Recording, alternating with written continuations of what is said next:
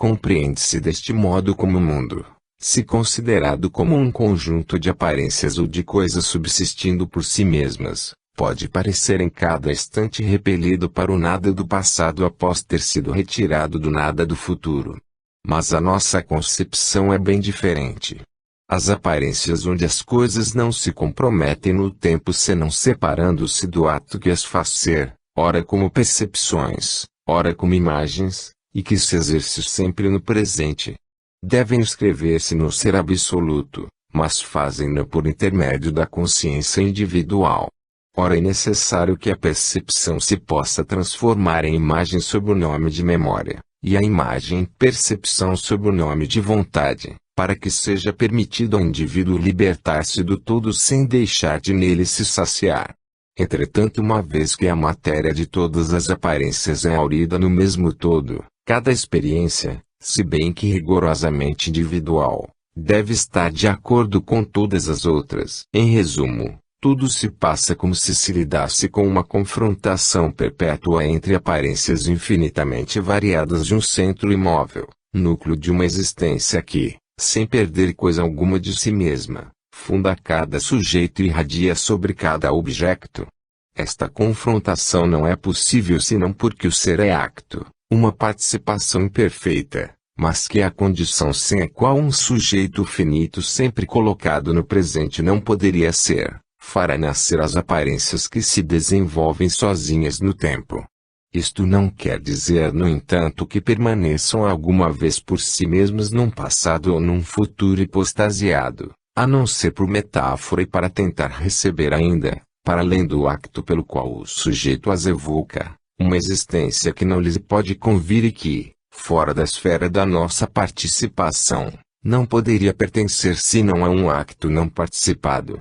Que cada sujeito finito não possa sair do presente é a prova suficiente da sua participação no ser absoluto. Por outro lado, a multiplicidade infinita dos sujeitos finitos e a sua comunhão são justamente os meios pelos quais o acto puro realiza a sua perfeição e o seu ser mesmo.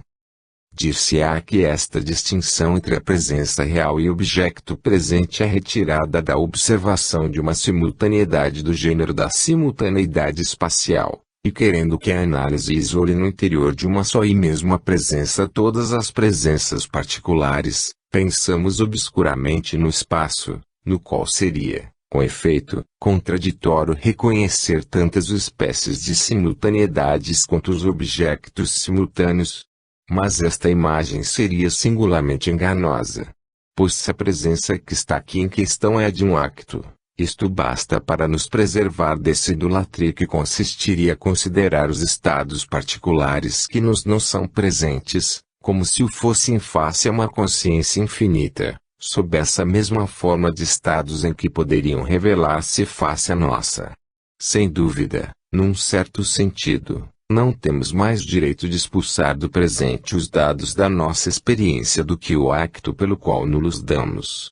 Mas isso é a prova de que o tempo é puramente subjetivo, que está contido no presente em vez de conter e que o presente, ao invés de ser um limite real entre o que já não é e o que ainda não é, desde que não só tornaria o ser inapreensível, como o confundiria com nada, constitui a forma imutável que todos os modos finitos devem necessariamente revestir para atestar que são eles próprios aspectos do ser.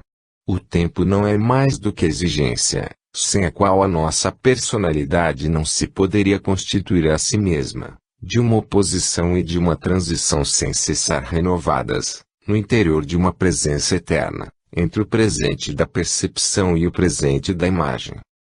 3. Há uma aventura temporal de todos os seres finitos.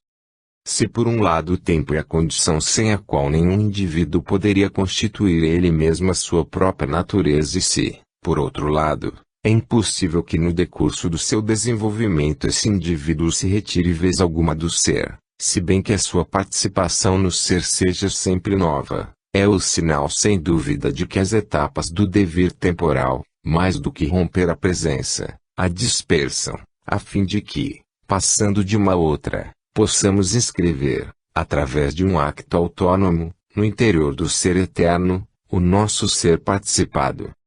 Admitir-se-á facilmente que a realidade do passado mais não é que a realidade presente da lembrança, na consciência que a evoca e que não coincide jamais exatamente com a percepção abolida, que a realidade do futuro nada mais é do que a de um possível, quer dizer de uma ideia presente que é objeto da imaginação ou da vontade de um ser limitado e ignorante que nunca coincide com o evento esperado.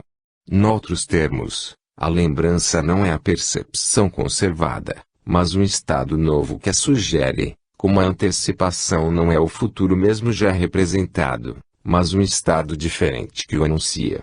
Assim, a passagem de um momento do tempo a um outro não nos arranca ao presente, mas permite-nos, ao mesmo tempo, constituir a nossa natureza e afirmar os nossos limites, convertendo incessantemente a presença desejada numa presença percebida e a presença percebida numa presença rememorada. Deste modo, deve aparecer a individualidade do nosso ser espiritual, que faz parte do ser total, mas do qual num certo sentido se liberta pela possibilidade de antecipar e de preparar subjetivamente o que deve perceber, de recordar e de eternizar subjetivamente o que percebeu. A memória é uma vitória que alcançamos sem tréguas sobre os limites no interior dos quais se efetua em cada instante nosso contato sensível com o ser, dá a este contato estreito e fugir de uma espécie de permanência espiritual. Assim, contato novo, em vez de fazer nascer uma forma do ser heterogênea relativamente àquela que tinha manifestado o contato precedente, prolonga e assimila esta última. Ilumina-as a ambas fazendo-as entrar numa consciência saída precisamente do contraste entre a idealidade de uma e a materialidade da outra. Poder-se-ia fazer as mesmas observações, devolvendo-as, relativamente à dualidade do passado e do futuro. Aqui é a ideia do fim e a realidade do estado que, pela sua posição, se concedem uma mútua luz. Bastaria acrescentar que a própria representação do futuro é constituída por imagens passadas e que o poder que temos de as modificar ou de as combinar de um modo original permite-nos, até um certo ponto, ser o criador da nossa própria vida, antes de ser seu espectador e historiador. Por consequência, que podemos nós atribuir a nós mesmos para além deste ser espiritual sempre presente que é feito exclusivamente das nossas recordações e das nossas aspirações? E de onde retira ele mesmo a matéria tanto das suas potências como dos seus estados, senão de um todo eterno que nunca o frustra, mas que, no entanto, não se lhe oferece senão segundo as leis da participação, que são também as leis do nosso universo físico e do nosso universo psicológico. Se este todo parece, entretanto, resistir-lhe em certa medida e recusar-se-lhe, é para lhe permitir manifestar a originalidade da sua natureza finita, para fazer seu tudo aquilo que conquistou, para ultrapassar o que tem e para tender para o que não tem, numa circulação no seio do ser, que é ininterrompida, que não tem significado senão para ele e que constitui precisamente as diferentes fases do seu devir temporal.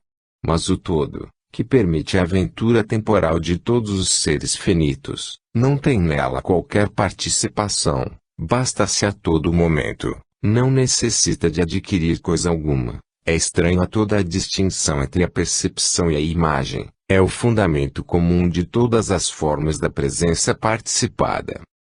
É pois porque o ser é a presença absoluta que o eu que participa na existência, mas que dela se distingue, estará sempre presente a si mesmo e será presente sucessivamente aos diferentes estados pelos quais a vida se realiza na duração.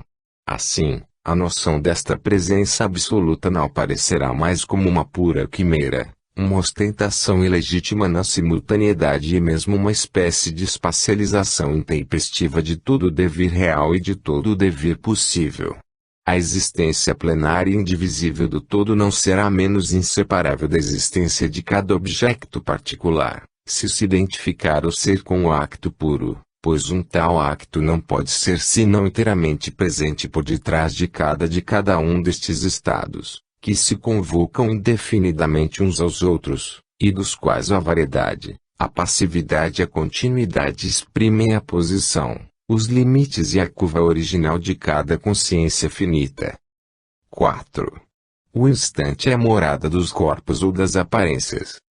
Se o tempo é a condição da imperfeição mesma de toda a participação e por consequência também a condição sem a qual o advento dos indivíduos seria impossível, como será permitido, a partir do momento em que o tempo apareceu, afirmar ainda a identificação do ser com o presente? E não há uma diferença de natureza entre o presente eterno, característica do ser total, e este presente imóvel, limite do passado e do futuro, do qual a existência evanescente que parece ser, no entanto, a única morada de todos os seres limitados. A esta forma transitória do presente é preferível dar o nome de instante. O instante é o cruzamento do tempo e da eternidade. Mas, por um lado, o facto de a nossa existência própria não sair jamais do instante mostra que a nossa ligação com o presente do ser puro não pode ser rompida, ao passo que, por outro lado, a fugacidade mesma do conteúdo do instante e a impossibilidade que experimentamos de o captar, e por maioria de razão de o reter, mostra que o eu não é de modo algum ser constituído, mas um ser que se constitui. Apesar do caráter paradoxal de uma tal asserção, somos incapazes de apreender o eu, pelo menos primitivamente, porque não é, então, mais do que uma possibilidade pura. Ora, esta possibilidade envolve o todo e é suposto que o actualizemos, de imediato, como uma possibilidade real, qualquer que possa ser ulteriormente o seu conteúdo, tal é a experiência inicial do ser. Neste momento eu não tenho ainda conteúdo algum, este conteúdo não o fará sair do ser, mas permitir-lhe apenas apropriar-se dele. Assim, e apreendendo o ser por graus que o nosso eu se forma, a pouco e pouco, e, por consequência, se apreende a si mesmo, indivisivelmente com o ser, no próprio acto pelo qual se forma. Para explicar, mantendo a sua dualidade, a coincidência do ser e do eu, poder-se-á dizer que se nós coincidimos com o ser totalmente pelo instante, não coincidimos com ele senão parcialmente e mesmo tangencialmente pelo conteúdo próprio de cada instante. É porque este conteúdo do instante exprime a nossa limitação que a nossa existência no instante afecta sempre um caráter sensível, implica pois concomitantemente a passividade e o corpo, a sensação é o sinal, no pensamento, da presença do corpo, faz entrar esta presença na consciência dilatando-a no tempo, associando-a a um rudimento de recordação e um rudimento de tendência. Dado que o corpo é limitado, é solidário de todo o universo, a sensação não pode pois dar-nos a conhecer o corpo em si, mas somente a sua relação com todos os outros corpos. De qualquer modo, isto não quer dizer que o conhecimento que nos dá do corpo seja fundamentalmente inadequado, pois não há corpo em si, o próprio corpo mais não é do que o ponto de chegada das influências que, vindas de todos os pontos do universo, nele se encontram. Assim, também os diferentes sensíveis nos revelam o universo, revelando-nos a nós mesmos. Quanto ao corpo, revela ao mesmo tempo que é característico da individualidade e que pode servir de nó entre a objetividade e a subjetividade, graças à sua aptidão para entrar num duplo sistema de representações. Há com efeito uma ciência objetiva do corpo, mas faz dele um espetáculo para um outro e obriga-nos a tornarmos-nos para o nosso próprio corpo um espectador que lhe é estranho. O nosso corpo mais não é, então, para nós, do que um objeto no meio dos outros e todas as ações que deles recebe ou que a eles envia devem ser consideradas como actualmente exercidas. Mas a sensação envolve ainda o corpo de um modo muito diferente dando-lhe acesso à nossa iniciativa individual, aparece então como a condição desta. O espetáculo das coisas, em vez de ser uma tela anônima em que ocupa um lugar variável, torna-se uma perspectiva original da qual é o centro. As influências que sofre da parte dos outros corpos ou que sobre eles repercute, ultrapassando em todos os sentidos o ponto e o instante onde se exercem, a consciência torna-se capaz de as guardar em reserva e de as antecipar, de delas sofrer ou fruir, de as utilizar e de as regular. Entretanto, produz-se no instante uma espécie de coincidência entre a presença da sensação e a presença do corpo. Esta coincidência que dá a cada uma delas a sua realidade própria, dado que o corpo está ausente, se é pensado em vez de ser sentido, e que a sensação se converte em imagem uma vez liberta da presença do corpo. Assim, se bem que cada corpo sofra a influência de todos os outros corpos e implique a história de todo o universo, se bem que cada sensação, através dos estados que a preparam e através daqueles que suscita, empenha a história de todo o eu, e no instante que a sensação e o corpo adquirem uma existência original que, para se exprimir e se fundar, deve desabrochar simultaneamente na existência objetiva do real íntegro e na existência subjetiva da consciência plena. É também fácil compreender por que é que a maior parte dos homens identifica o ser com o sensível e com o corpo. Este preconceito é, num sentido, legítimo não apenas porque o eu, enquanto é um ser limitado, não pode representar para si mesmo, sob uma forma actual, o ser total e mesmo, numa certa medida, a sua própria natureza, senão como um dado passivo, mas ainda porque a recordação e o desejo, dirigidos um para o passado e o outro para o futuro, em vez de nos fazer comunicar, como sensível, com um ser ainda exterior ao eu, mas com o qual eu se assimila com o fim de ser ele mesmo qualquer coisa, apenas nos fazem comunicar com o conteúdo mesmo do eu no tempo, isto é, com aquilo em que nos tornamos e com aquilo em que nos queremos tornar. 5. Todas as aparências estão situadas no ser absoluto. A diversidade das presenças instantâneas e a impossibilidade de as esgotar parecem opor obstáculos intransponíveis à adequação do pensamento e do ser.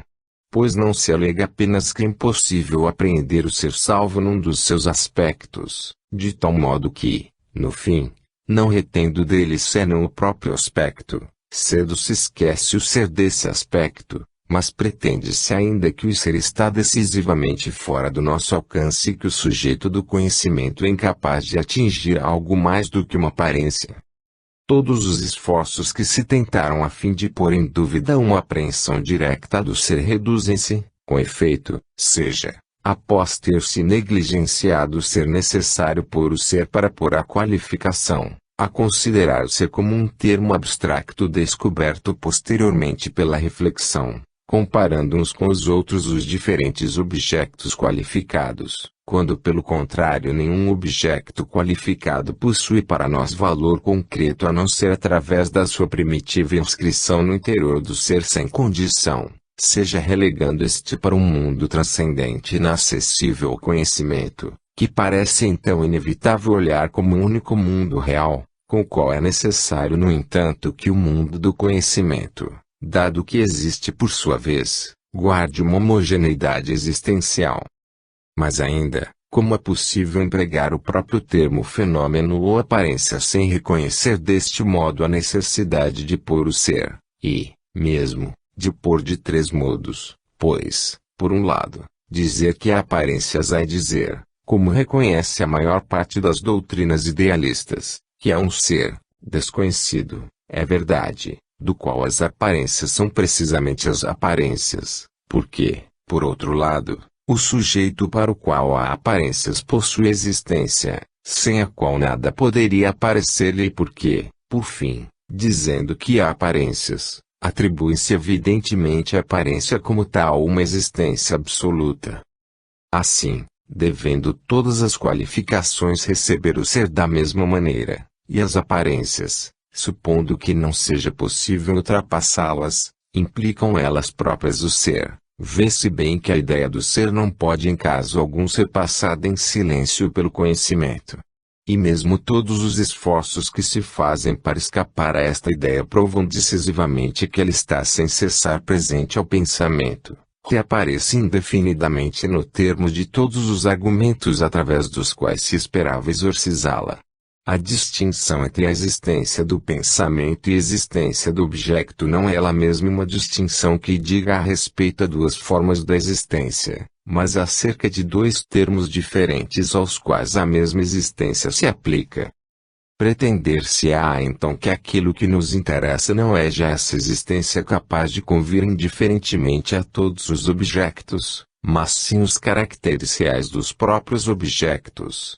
Assim, bem podemos dar ainda o mesmo nome de ser aparência subjetiva e ao que se encontra por detrás dela, mas, dizendo que não atingimos o ser, queremos somente dizer que não conseguimos de subjetivar a aparência a fim de entrar em contato com a realidade própria do ser em si, que é o fundamento de todas as aparências, tal qual é, antes de ser mutilada e deformada pelo sujeito das aparências.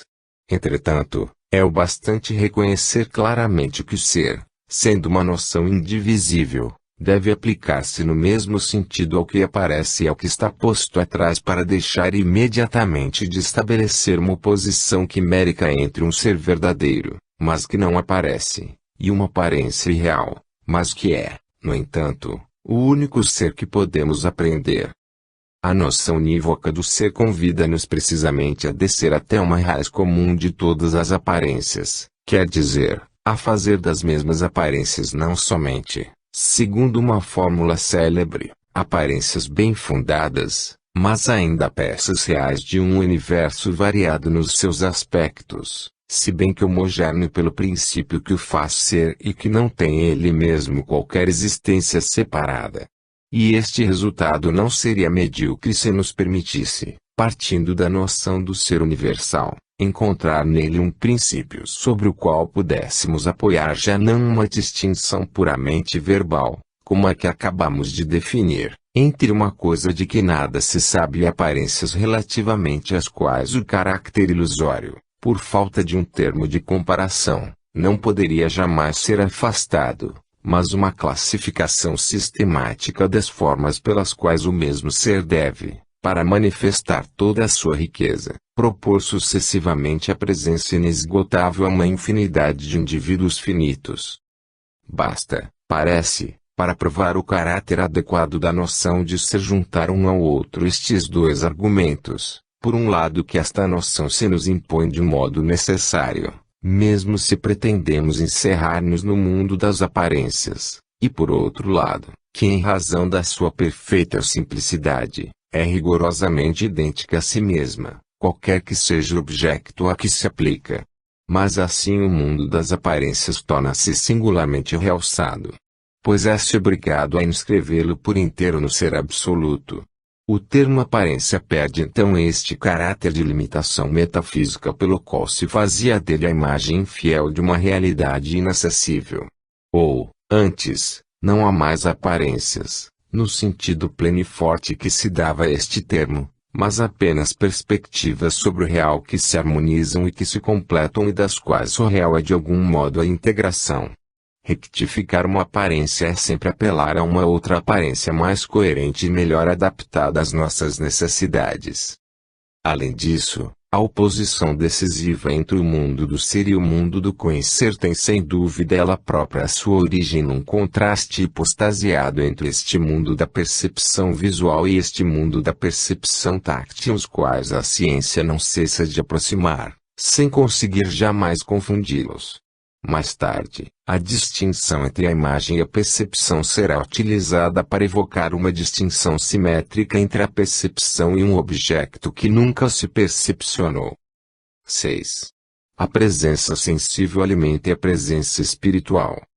Se o eu não sai do presente, dado que então deixaria de ser, em compensação todo o presente não é sensível. Ora, a independência relativa do eu face ao ser total realiza-se precisamente graças à oposição entre a percepção e a imagem.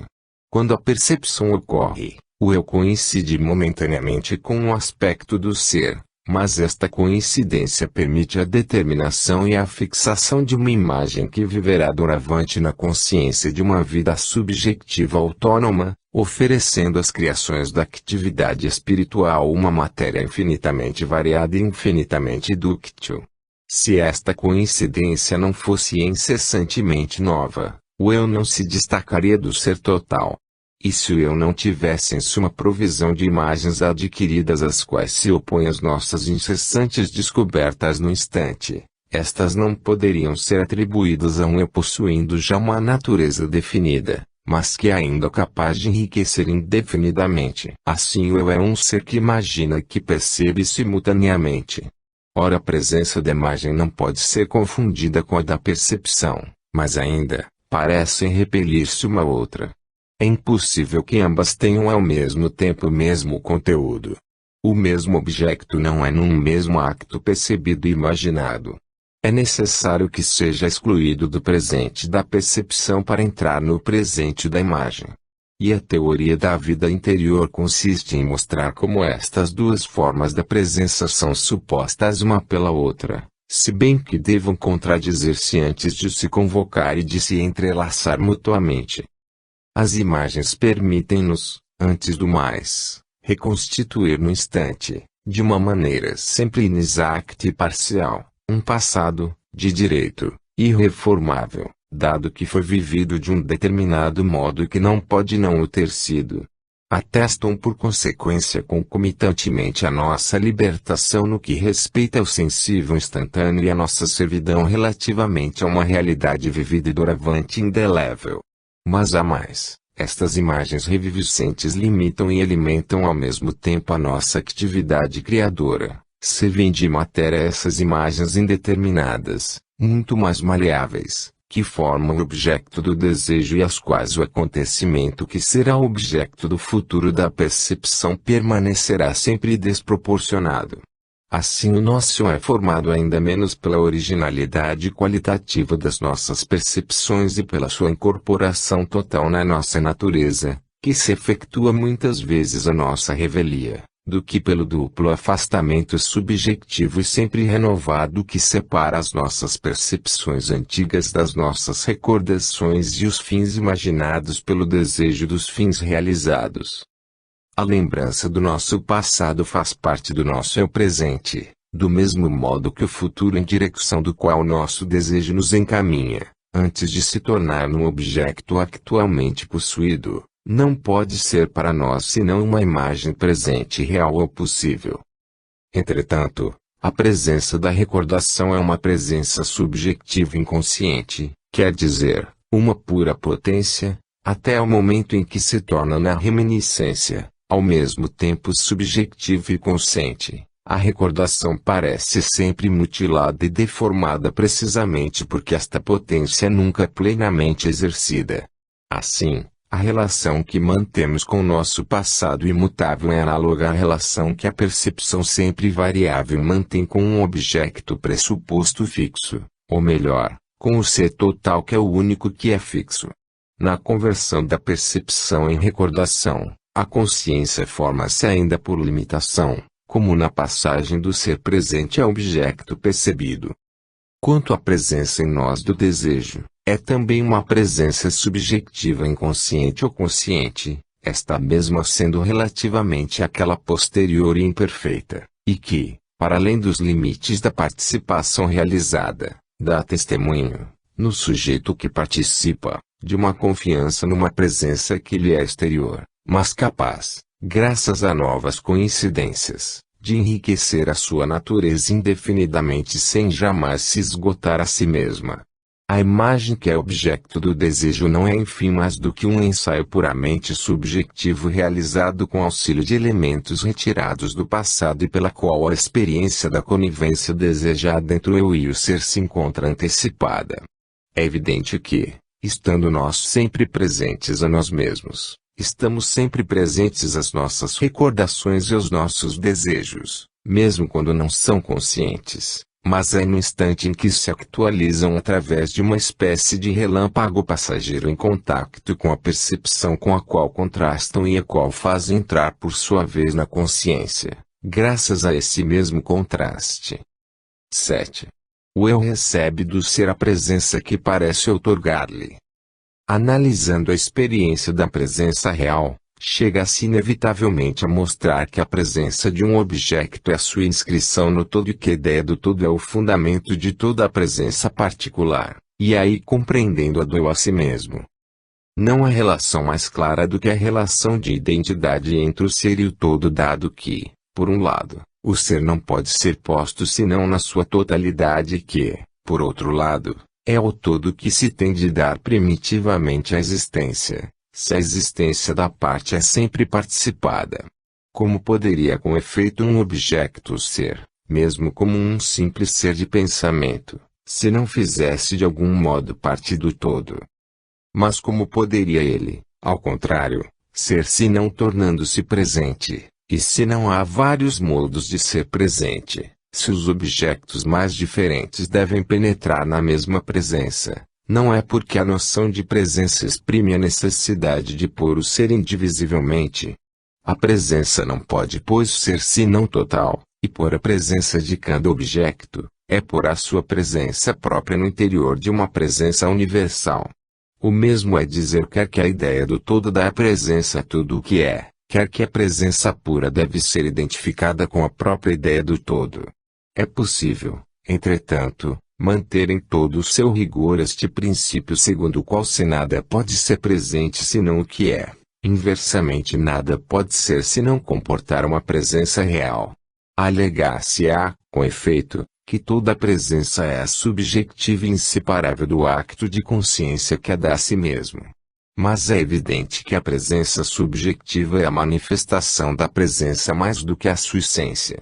Com efeito, se situa o ser representado no interior da consciência que o representa a si mesma, confere ao mesmo tempo à consciência o seu caráter de realidade e situa ela mesma no ser sem condição.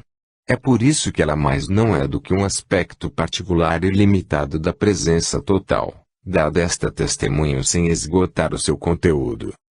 A presença do objeto conhecido é actualizada pela presença da consciência da mesma maneira que a presença da consciência é actualizada pela presença mesma do ser. Antes do mais, a presença própria de cada objeto é evidentemente uma presença relativa, dado que nenhum objeto particular pode ser pensado em si mesmo independentemente dos outros objetos particulares com os quais mantém gradualmente novas relações, ao infinito.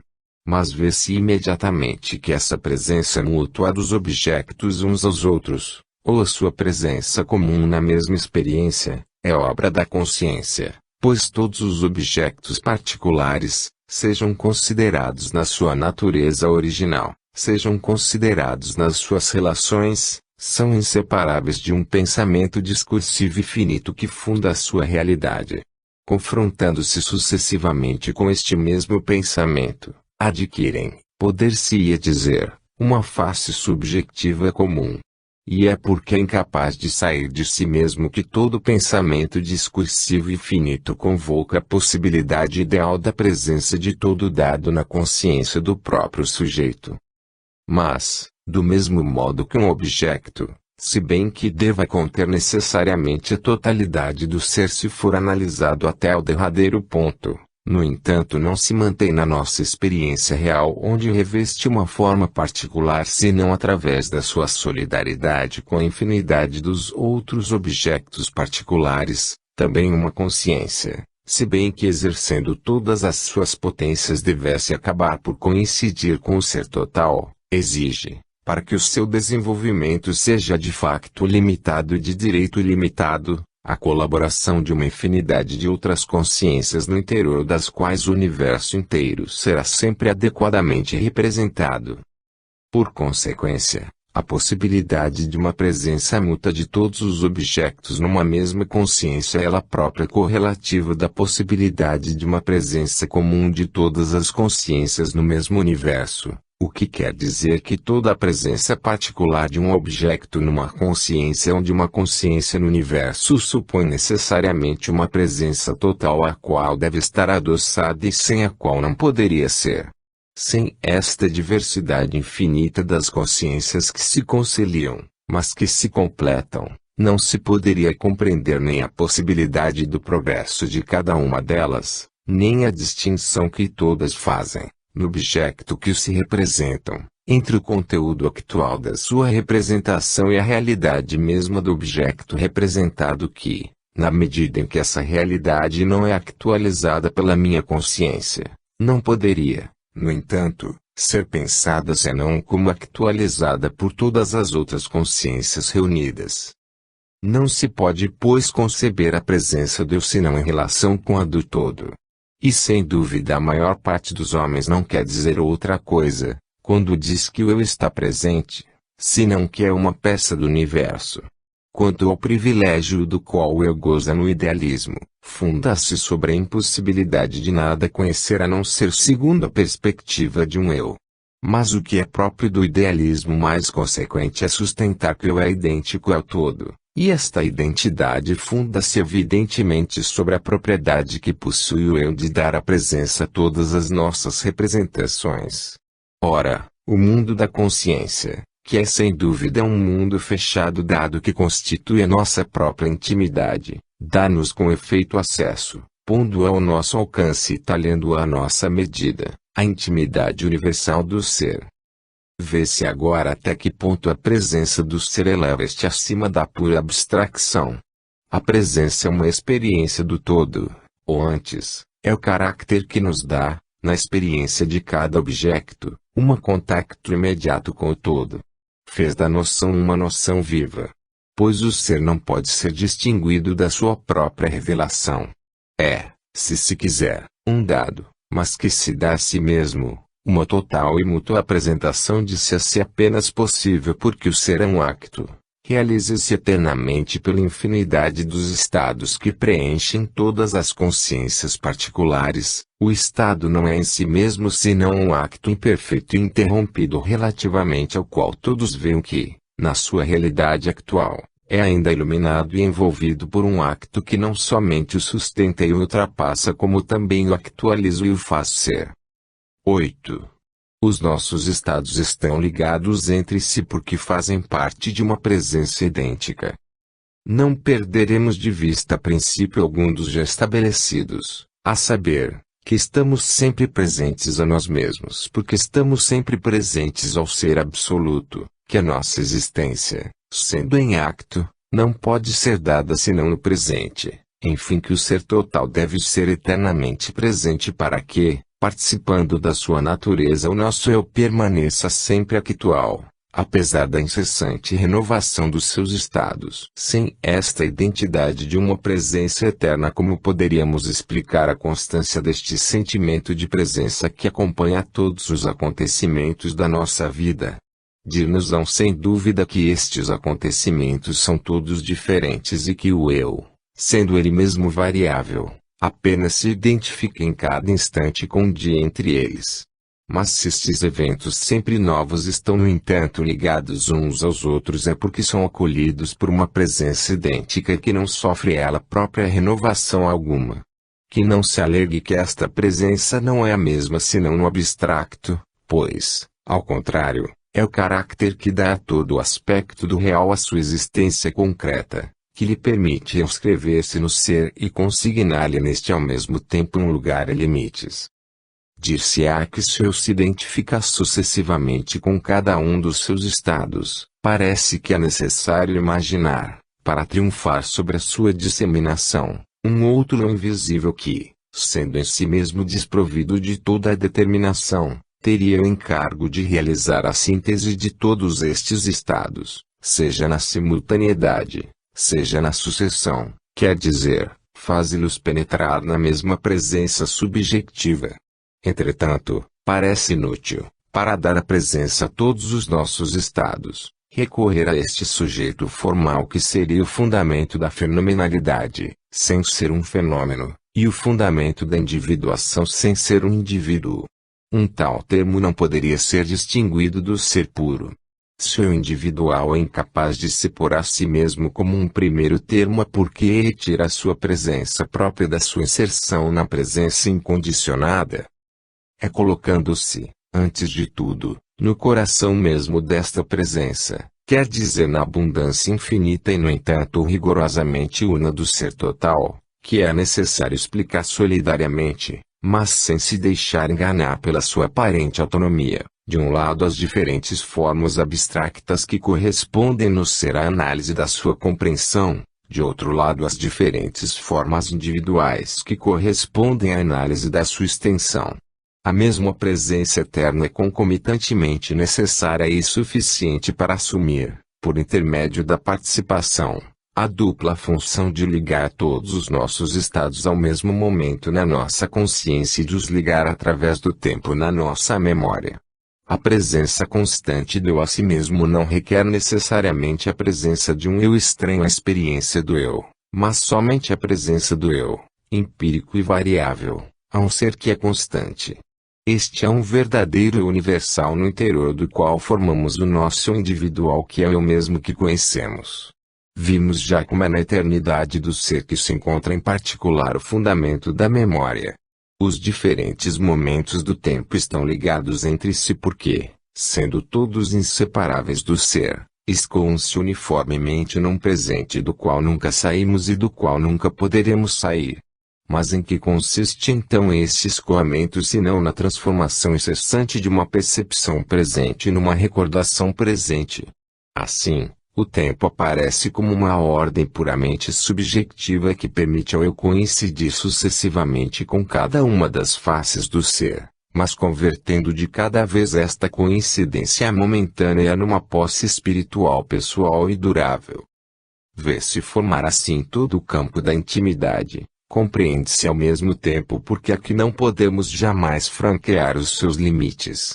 Mas se o eu, se bem que se constitua por análise, efetua necessariamente uma ligação entre todos os aspectos do ser nos quais participa, é porque estão ligados primitivamente na unidade mesma do ser, mas é sobretudo porque a intimidade, quer dizer a nossa presença constante em nós mesmos, é indiscernível da nossa presença constante ao ser eterno que funda e que alimenta todas as formas temporais da participação. Se bem que o sentimento da presença seja a própria experiência do todo, é natural sem dúvida, dado que essa experiência é simples e implicada em todo o conhecimento e em toda ação, que se deixe prontamente de ser sensível à sua originalidade de fixar sobre ela a atenção para se vincular ao seu conteúdo particular.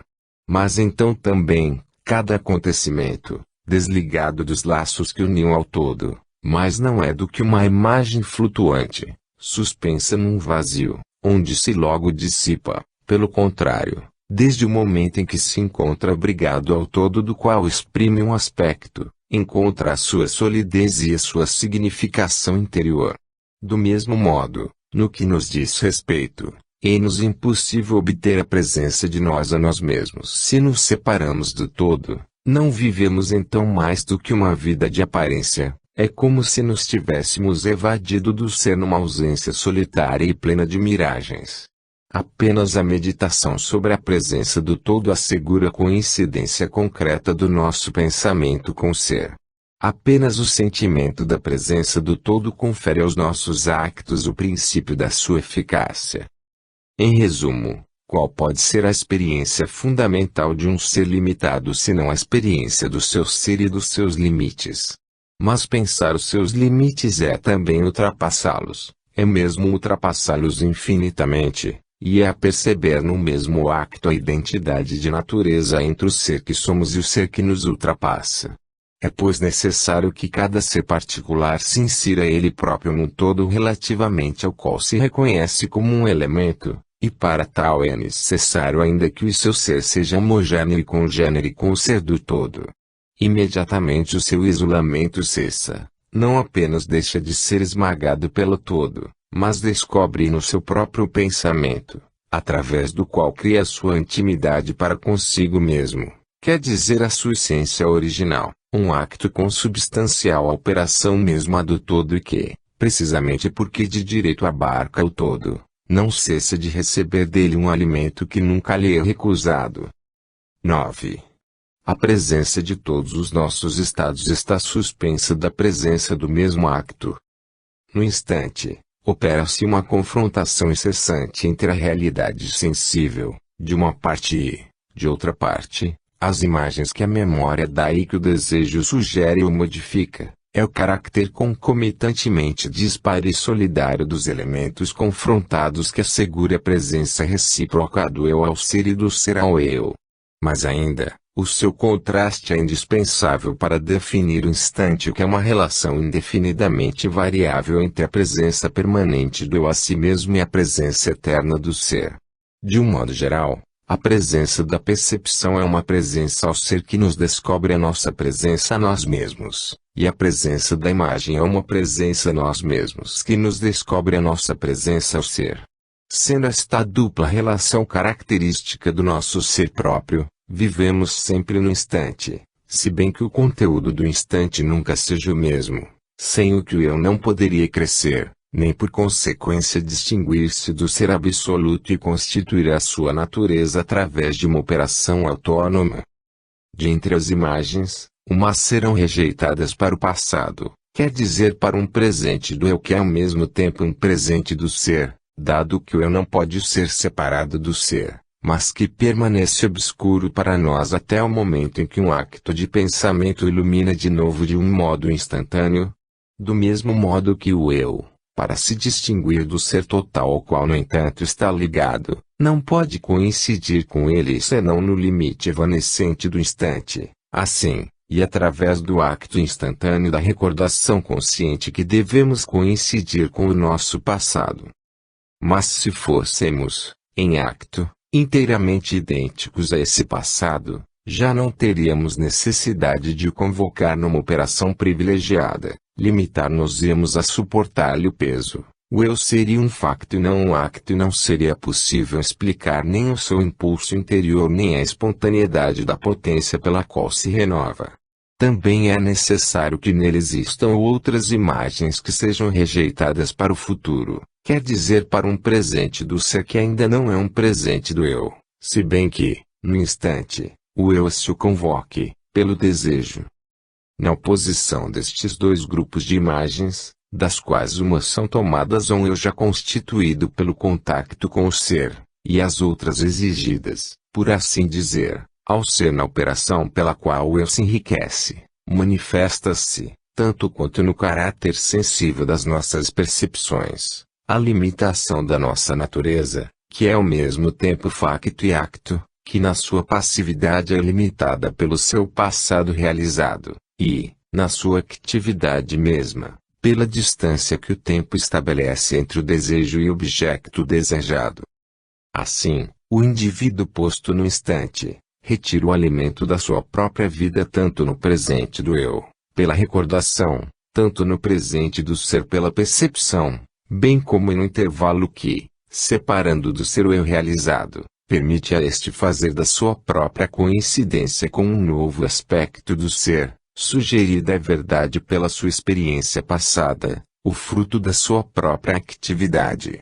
No instante produz-se, pois, para que toda a participação permaneça limitada, uma incessante conversão de uma forma do presente numa outra, da percepção presente na recordação presente, quando a percepção cai no passado, e da imagem presente na percepção presente, quando o desejo se realiza.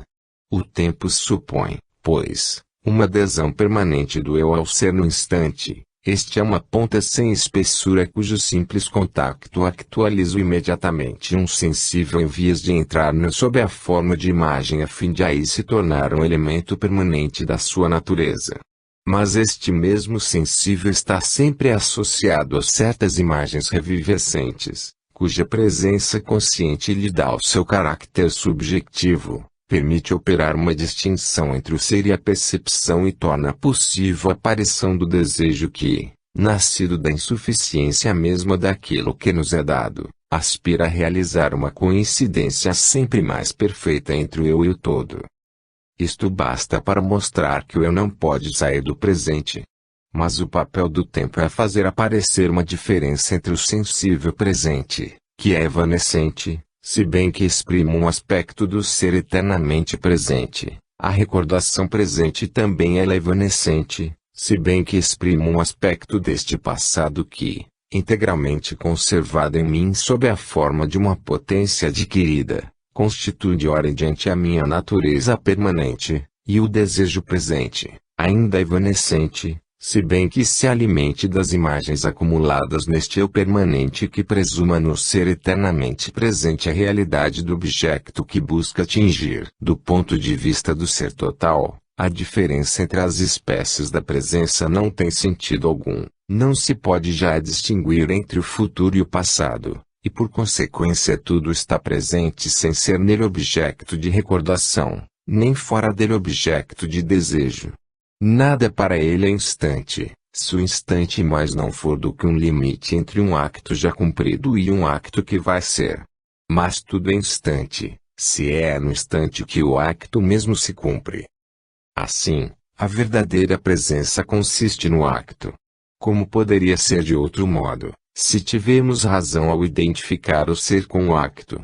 É no instante através de um acto que percebemos, que recordamos e que o desejamos. Estes actos diferem uns dos outros por causa do seu objeto, isto é, não pela riqueza do seu conteúdo mas pela sua limitação. A percepção, a recordação e o desejo são permeados de passividade. É possível, pois, descrevê-los, até um certo ponto, como estados. Pois o ser todo inteiro está presente à percepção sem que o acto da percepção lhe seja adequado. O eu passado está totalmente presente à recordação sem que o acto da rememoração lhe seja adequado. Por fim, o ser e o eu, distintos e associados, estão presentes simultaneamente, e ambos totalmente, ao desejo que nasce da consciência de inadequação deste àquele. Apenas o ser absoluto é um acto puro, ao qual não se encontra ligado estado algum. Quinta parte. A presença reencontrada. 1. A filosofia é uma gênese interior do ser. Existe um acordo tácito entre as pretensões dos filósofos e as exigências do público a seu respeito. A filosofia não goza de prestígio junto de todos os espíritos senão porque nos promete uma explicação total do universo. Parece que o filósofo deve necessariamente, para cumprir a tarefa que assume, poder mostrar como é que as diferentes partes da criação aparecem sucessivamente segundo uma ordem inteligível. Pedimos-lhe que nos faça assistir à gênese interior do real. As zombarias dos cépticos acerca de uma tal ambição, os protestos de humildade dos filósofos não devem impor-se-nos. Os cépticos seguem os empreendimentos sempre renovados da razão com uma desconfiança que não exclui alguma emoção. Não dissimula que existe na inteligência uma esperança infinita, mas pensa que não pode ser saciada. A sua renúncia é semelhante à de certos ascetas que se sobressaltam quando se alude perto deles aos objetos que abandonaram. Quanto à humildade dos filósofos, permitir-nos-ão dizer que é uma precaução que tomam antecipadamente contra os seus próprios desfalecimentos, a despeito de todas as ilusões que o seu amor próprio lhes pode dar. Guardam sempre no fundo mais íntimo da sua sinceridade a convicção de ter entrevisto, ao menos durante as horas em que o seu pensamento foi mais lúcido, o ritmo secreto ao qual as coisas obedecem. O homem é um ser limitado que está posto em face de um todo ao qual se opõe, mas ao qual está unido. É esta uma experiência ao mesmo tempo inicial e eterna que é implicada por todas as outras e que todas as outras desenvolvem e especificam. Ora, há entre o homem e o todo caracteres comuns. Há também caracteres que são próprios ao todo como todo e ao homem como parte distinta deste todo. A origem e o valor do conhecimento e da ação dependem do modo como se estabelecerá a comunicação entre o homem e o todo. Se o homem se opõe ao todo e procura na sua natureza individual um princípio independente da sua conduta, sucumbirá neste esforço, ferido em todas as suas partes por tudo que o rodeia, e que é infinitamente maior e mais poderoso do que ele, não encontrará no seu domínio próprio senão ignorância e miséria, e rompendo, tanto quanto pode, os laços que, unindo ao todo, sustentam a sua própria existência, contribuirá com cada iniciativa sua para diminuir e destruir. A sua destruição será o efeito necessário das leis às quais se tenta furtar. Se, pelo contrário, nutre o seu pensamento e a sua vontade na representação do todo com o qual faz corpo, as leis do todo lutarão consigo e já não contra si. o mundo tornar-se-lhe-á inteligível. Em vez de ser absorvido pelo todo, cumprirá nele a sua função particular. Na sua harmonia com o todo encontrará o equilíbrio e a força, fundará a sua existência individual cessando de pretender independência, que é uma característica do todo mas que não pode pertencer a um ser limitado, para reconhecer as condições que o fazem participar no todo, no qual seu desenvolvimento se enraiza e se alimenta. Não é apenas, como se disse, descobrindo a presença do ser que descobrimos a nossa presença ao ser, mas ainda, o nosso ser próprio não se constitui senão através do conhecimento do ser do todo. Por conseguinte, o ser do eu não existiria sem este ser do todo onde se posicione com o qual mantém incessantes relações. Mas ainda, o ser do eu encerra em potência o ser do todo, mas é necessário, para que o actualize, que este ser do todo não cesse de o sustentar e de lhe fornecer, ao mesmo tempo, o impulso da sua operação e a matéria onde ela se sacie. Assim, a reflexão filosófica não nos faz conhecer o mundo como um espetáculo, dado que nos faz assistir à própria formação deste espetáculo. É um conhecimento interior ao ser. Revela-nos uma atividade soberanamente eficaz na qual faz participar a nossa consciência. Permite-nos, graças a esta participação, criarmos-nos a nós mesmos, inscrevermos a nossa própria realidade no universo e produzi-la em vez de a sofrer. 2. Há uma compensação entre todas as ações particulares. Um todo que não é um total, um todo que é dado antes das suas partes, a fim de que as suas partes sejam descobertas em si graças a uma participação que torna possíveis, ao mesmo tempo, o progresso dos espíritos e a gênese das coisas, não pode ser senão o acto que fecunda todas as participações. Ultrapassa sem dúvida a apreensão de todos os seres individuais e os limites nos quais se exerce cada uma das suas faculdades. É que estas faculdades são múltiplas e diferem entre si como diferem de um indivíduo para o outro. Mas estas diferenças provêm do objeto ao qual se aplicam ou do fim que perseguem, quer dizer dos seus marcos ou ainda das condições sem as quais participação alguma seria possível. Não provém da fonte onde bebem todas as suas operações e que lhes dá a sua comum eficácia. Também nada permite distinguir deste acto universal a integralidade das suas formas participadas. É superabundante relativamente a cada uma delas, não o pode ser relativamente a todas. Nada há nele que permaneça em estado de pura potência. A potência marca, em cada ser individual, a sua solidariedade com o todo, a possibilidade de constituir para si mesmo a sua própria natureza, o percurso ilimitado aberto aos seus desejos e a extensão actual da sua não participação. Esta pode ser o efeito quer do grau onde a evolução deste ser se deteve, quer da insuficiência actual da sua vontade. Mas o que mais não é num ser não potência é sempre acto num qualquer outro. Isto permite-nos compreender como é que cada uma das nossas operações apresenta o caráter de uma escolha, se bem que a sua força operatória não provenha de modo algum de nós. É por nós apenas que advém a nós. Nós limitamos-nos a derivar uma corrente que, se não lhe tivéssemos oferecido asilo, teria encontrado alhuras o seu escoamento. É por esta razão que cada uma das nossas iniciativas, se bem que não acrescente ou retire coisa alguma ao universo, tem no entanto infinitas repercussões. Contribui para determinar não apenas a nossa essência e o nosso destino mas ainda o sentido mesmo de toda a evolução.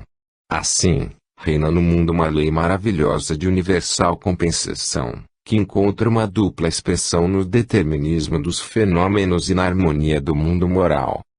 Pretender-se-á sem dúvida que toda ação se torna doravante inútil, porque tudo que se omite fazer se encontra necessariamente algures. Pelo menos parece que se está preso à alternativa seguinte, ou bem a nossa atividade será inspirada pelo egoísmo e pela avareza, dado que retira a outrem aquilo que nos dá, ou bem, para que se torne altruísta, exigirá, num sentido muito mais profundo do que alguma religião acreditou, não apenas um sacrifício perpétuo de si, Mas ainda um tomar sobre si todas as dores, todas as faltas e mesmo todos os crimes que se podem conceber, sem que aquele que deles se encarrega possa jamais esperar ele mesmo alguma contrapartida. Há nesta interpretação de uma lei natural uma tentação tão forte que certos ascetas não conseguiram resistir-lhe. Mas a aposta não pode ser mantida até o fim. E aquele que aceitasse entrar no inferno por puro espírito de sacrifício encontraria lá sem dúvida a mais pungente delícia. Entretanto, não convém esquecer que a participação dos actos particulares no acto